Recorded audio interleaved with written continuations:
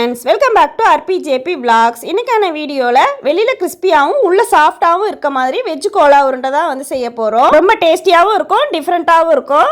இதுக்கு பலாக்கொட்டையை எடுத்திருக்கேன். பலாக்கொட்டையை பச்சையாக எடுத்திருக்கேன். நீங்கள் காய்ச்சதாக இருந்தால் கூட பரவாயில்ல, 2 விசில் வந்து சேர்த்து விட்டுக்கோங்க. பச்சையான பலாக்கொட்டையை தண்ணியில் வாஷ் பண்ணிட்டு குக்கரில் சேர்த்துக்கிறேன். ஃப்ரெஷ்ஷான பலா விதை 25லேருந்து 30 போல் எடுத்துட்டு தண்ணியில் வாஷ் பண்ணிட்டு குக்கரில் சேர்த்துக்கிறேன். இது மூழ்கிற அளவுக்கு மட்டும் நல்ல தண்ணி சேர்த்துட்டு தேவையான அளவுக்கு மட்டும் உப்பு சேர்த்துக்கிறேன்.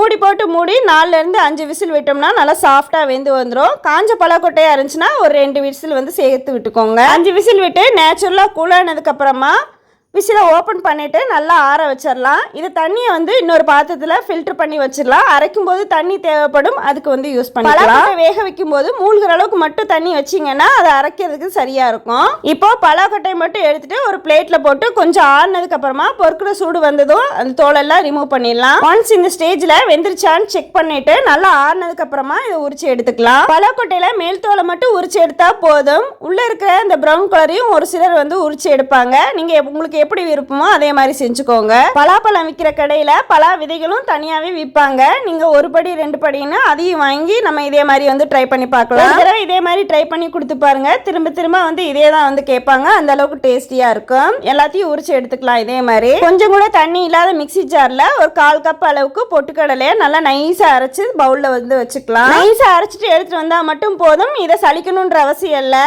இப்போ ஒரு ட்ரையான பேனில் ஏலக்காய் 3, கிராம்பு ஒரு 4, நட்சத்திர சோம்பு 1, பட்டை 1, மிளகு ஒரு 20 போல் எடுத்துட்டு காரத்துக்கு பச்சை மிளகாய் 4 சேர்த்துக்கிறேன். உங்கள் காரத்துக்கு தகுந்த மாதிரி கூட்டி குறைச்சி சேர்த்துக்கோங்க. இது வறுபட்டு வர்றதுக்கு மட்டும் கொஞ்சமாக ஆயில் சேர்த்துக்கிறேன். ஆயில் சேர்த்துட்டு நல்லா கைவிடாமல் கிளறணும். இது கூடவே பூண்டு ஒரு 4-5 சேர்த்துட்டு ஒரு துண்டு சின்ன பீஸ் இஞ்சி சேர்த்துக்கிறேன். 2 மீடியம் சைஸ் பெரிய வெங்காயத்தை கட் பண்ணி அதுலேயும் இதில் சேர்த்துக்கிறேன். ரொம்பவும் வதக்கணுன்ற அவசியம் இல்லை. ஓரளவுக்கு கண்ணாடி பதம் வந்தால் மட்டும் போதும். இது கூடவே கருவேப்பிலையும் சேர்த்துட்டு நல்லா வதக்கி எடுத்துக்கலாம். கண்ணாடி பதம் இருந்தால் போதும். உருண்டை பிடிச்சி திரும்பவும் வேக வைக்கிறனால ஓரளவுக்கு வதக்கினா போதும். கைவிடாமல் கரிஞ்சு போகாமல் மீடியம் ஃப்ளேம்லேயே வச்சு கிளறி கொடுத்துட்டே இருக்கணும். பாதி வறுபட்டு வந்ததும் 1 நிமிஷம் கழிச்சு கொஞ்சமாக வந்து ஜீரகம், கொஞ்சமாக வந்து சோம்பு, இது 2ஐயும் சேர்த்துக்கிறேன். சேர்க்கும் போது கோலா உருண்டைக்கு மட்டன் கோலா உருண்டை டேஸ்ட் கொடுக்கும், அந்த ஃப்ளேவரே கொடுக்கும். அதனால இதை மிஸ் பண்ணாமல் வந்து சேர்த்துக்கோங்க. சேர்த்ததுக்கு அப்புறமா ரொம்ப நேரம் வந்து கிளற தேவையில்லை. ஒரு 30 செகண்ட்ஸ் மட்டும் வறுத்துட்டு அப்படியே ஆற வச்சுட்டு அதை மிக்சி ஜாரில் சேர்த்து நல்லா கொரப்பாக அரைச்சி எடுத்துட்டு வந்துடலாம். பொட்டுக்கடலை அரைச்சி அதே மிக்சி ஜார்லேயே கொடுத்து கொரப்பாக அரைச்சிட்டு வந்துருக்கிறேன். இந்த ஃப்ளேவர்லாம் ஆட் பண்ணனால மட்டன் டேஸ்ட்லேயே இருக்கும். சீசன் இருக்கும்போதே இதை வந்து ஒரு தடவை ட்ரை பண்ணி பாருங்க.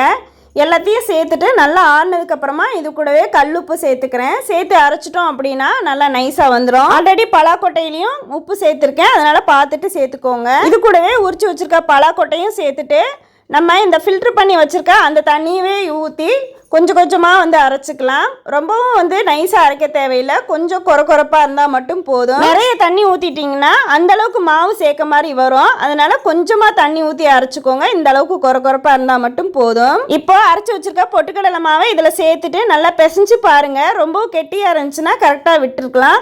கொஞ்சம் லிக்விடாக இருக்கிற மாதிரி இருந்துச்சுன்னா இன்னும் கொஞ்சம் பொட்டுக்கடலை சேர்த்து அரைச்சி இதில் சேர்த்துக்கலாம். அரைக்கும் போது எந்த அளவுக்கு நம்ம கெட்டியாக வச்சுக்கிறோமோ அந்த அளவுக்கு மாவு வந்து கம்மியாக தேவைப்படும். எனக்கு 1/4 கப் பொட்டுக்கடலை மாவே சரியாக இருந்துச்சு. இதுக்கப்புறமா கொஞ்சமாக மல்லி இலை சேர்த்துக்கிறேன் ஃப்ளேவருக்காக. அதையும் சேர்த்துட்டு பிசைஞ்சிட்டு உருண்டை பிடிச்சிக்கலாம். இது மல்லி இலை வேணாட்டி நீங்கள் ஸ்கிப் பண்ணிக்கோங்க. நான் சேர்த்துருக்கேன், எனக்கு ஃப்ளேவர் வேணும் அப்படிங்கிறனால சேர்த்துட்டு இப்போ உருண்டை பிடிச்சிக்கலாம். பிசைஞ்சு வச்சுட்டு உருண்டை பிடிக்கிறதுக்கு முன்னாடியே எண்ணெயை காய வச்சிடலாம். அதுக்கப்புறமா உருண்டை பிடிச்சிட்டு உடனே வந்து நம்ம எண்ணெயில் போட்டு பொரிச்சு எடுத்துக்கலாம். இந்த அளவுக்கு இந்த சைஸில் கோலா உருண்டை சைஸுக்கு இதே மாதிரி பிடிச்சிட்டு தனியாக ஒரு பிளேட்டில் வச்சுக்கிறேன்.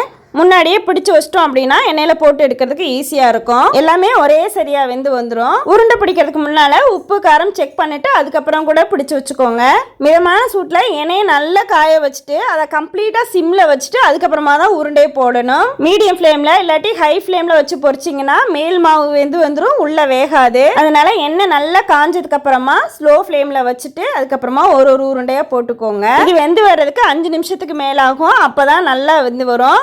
சிம்லேயே வச்சுட்டு நல்லா கிளறி கொடுத்துட்டு 1 நிமிஷம் ஆனதுக்கப்புறமா பெரட்டி விட்டுக்கலாம். பொட்டுக்கடலை மாவு சேர்த்துக்கனால நல்ல ப்ரௌன் கலராக வரும். பார்க்கறதுக்கு மட்டன் கோலா உருண்டை மாதிரியே இருக்கும். இதோட டேஸ்ட்டுமே நீங்கள் பலாக்கொட்டையில் தான் செஞ்சீங்கன்னு நீங்கள் சொன்னால் மட்டும்தான் தெரியும். அந்த அளவுக்கு நல்ல டேஸ்ட்டாக இருக்கும். ட்ரை பண்ணி பாருங்கள். லைட்டாக செவந்து வந்ததும் 1 நிமிஷத்துக்கு ஒரு தடவை இதே மாதிரி கிளறி கொடுத்துட்டே இருக்கணும். அப்போ தான் நல்லா வெந்து வரும் உள்ளேயும். இதே மாதிரி கிளறி கொடுத்துட்டு ஸ்லோ ஃப்ளேம்லேயே வச்சு வேக வச்சோம் அப்படின்னா வெந்து வந்துடும். 5 நிமிஷத்துக்கு அப்புறமா தான் கரெக்டாக இருக்கும் எடுக்கிறது. பொறுமையாக நின்று பொரிச்சு எடுத்துக்கோங்க.